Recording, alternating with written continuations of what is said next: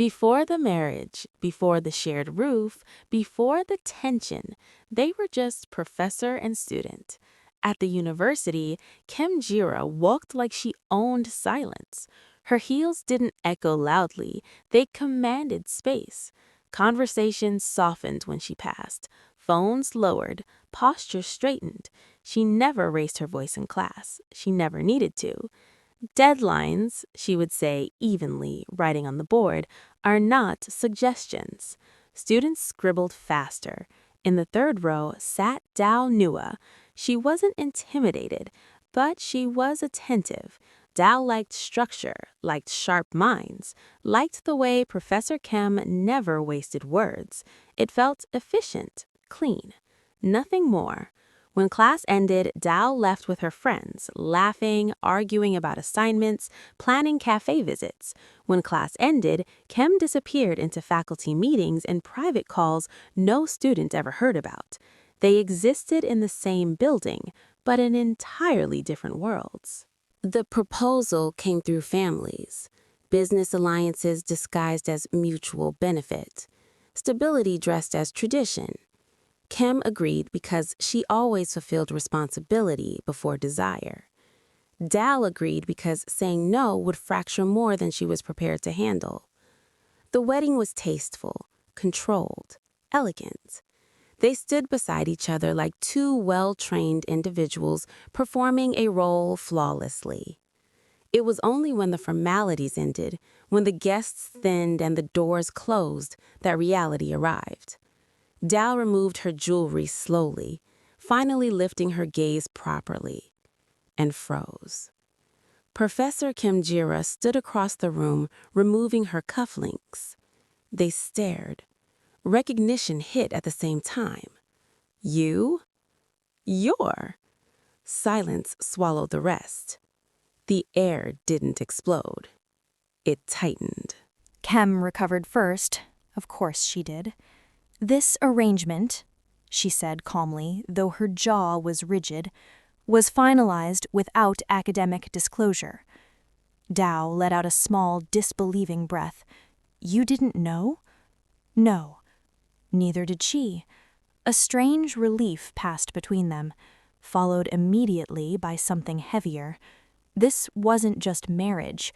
It was conflict, power imbalance, reputation risk, scandal waiting to happen if mishandled.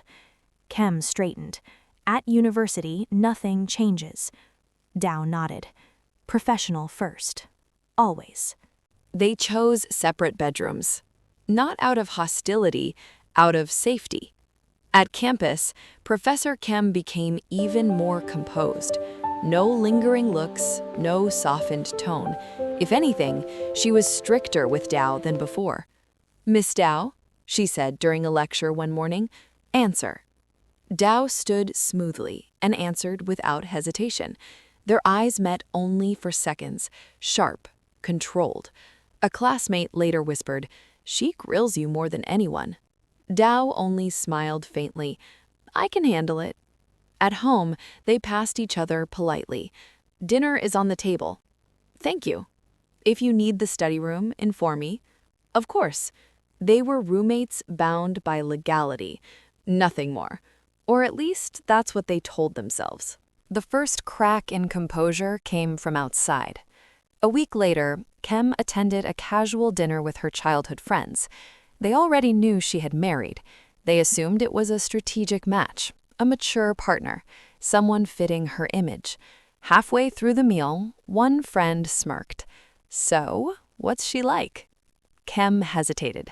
That alone made them lean in. "She is a student at my university." Silence. Then explosive laughter. "You married your own student? Professor, is this part of curriculum reform? So who does homework at home?" Khem's usually unshakable expression faltered. "It was arranged," she said firmly. "I did not know before the marriage." The teasing softened. One friend's tone changed. "You need to protect her. If anyone finds out—" "I know." Another friend studied her face carefully. "Are you happy?" Khem opened her mouth, closed it. "I don't know yet. she admitted quietly, and that truth unsettled her more than the jokes. Days passed, routine settled, until one afternoon after class, a female student lingered at Khem's desk. "Professor, I'm still confused about the case study." Her tone was light, slightly too warm. Dao watched from her seat while pretending to organize her bag. Khem explained efficiently, no unnecessary softness, but the student leaned closer anyway. Dao felt something unfamiliar twist in her chest. Not ownership, not yet, just awareness. That night at home, Dao spoke first. "You stayed late today." Khem looked up from her laptop. Academic doubt. "I see." A pause. Then Khem added, "You left before I finished class. You seemed busy." Their eyes met. Something unspoken hovered. Fragile, new. They both looked away at the same time. The house was quiet that night.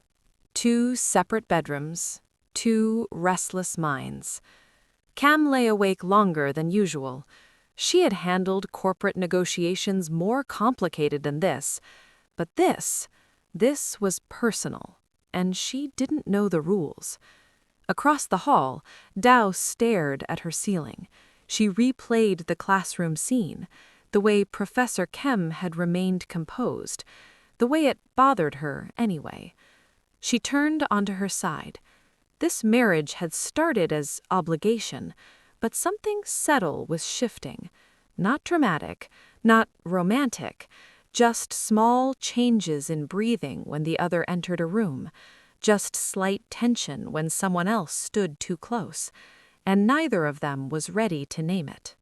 The message from Khem's mother arrived on a quiet Thursday evening. "We'll visit this weekend." No warning, no discussion, just information.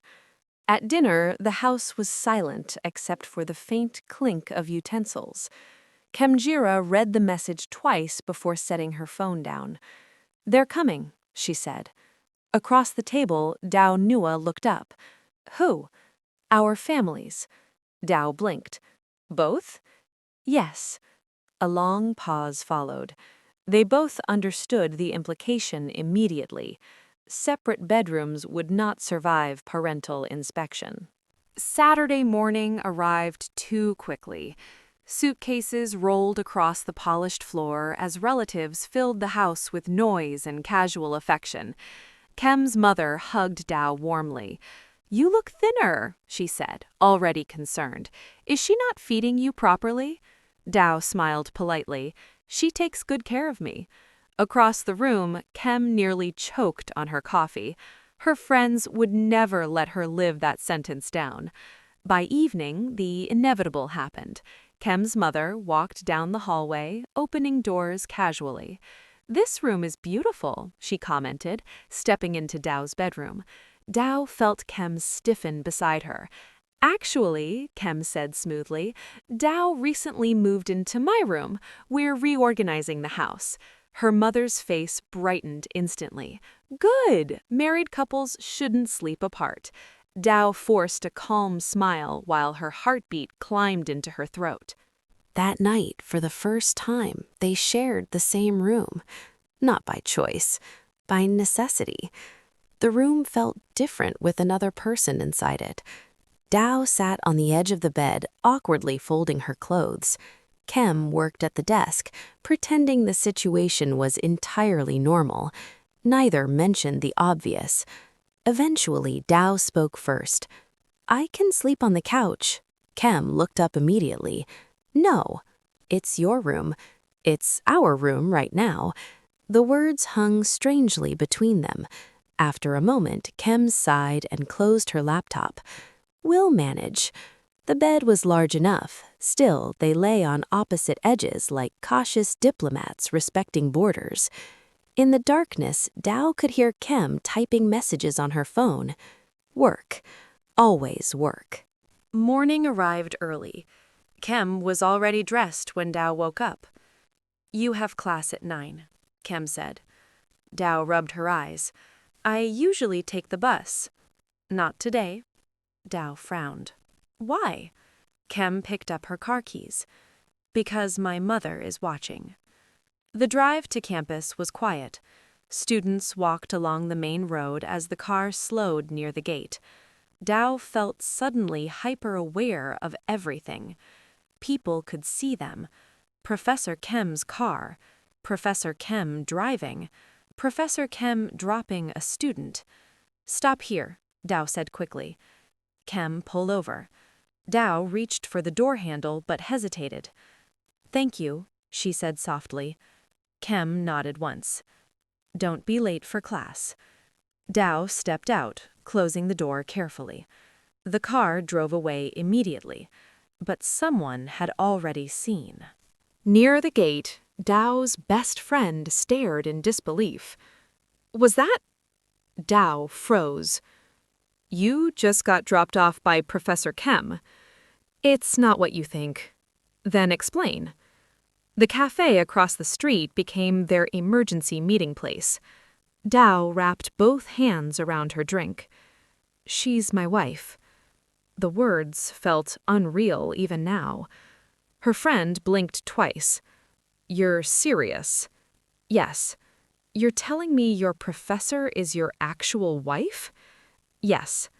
"How is that even legal?" Dao groaned softly. "It was arranged." Her friend leaned back, stunned. "So you live together?" "Yes." "And she drops you at college?" "Only when my mother is watching," Dao muttered.